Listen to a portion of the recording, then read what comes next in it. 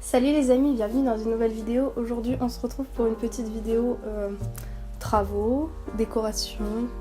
Voilà, ça n'arrive pas forcément très souvent parce que je vis dans 16 mètres carrés donc les choses ne peuvent pas bouger de place très souvent. Mais j'ai eu une petite idée de peinture et voilà, donc je vais vous expliquer tout ça. Voilà. Si vous êtes nouveau ou nouvelle sur cette chaîne, bienvenue.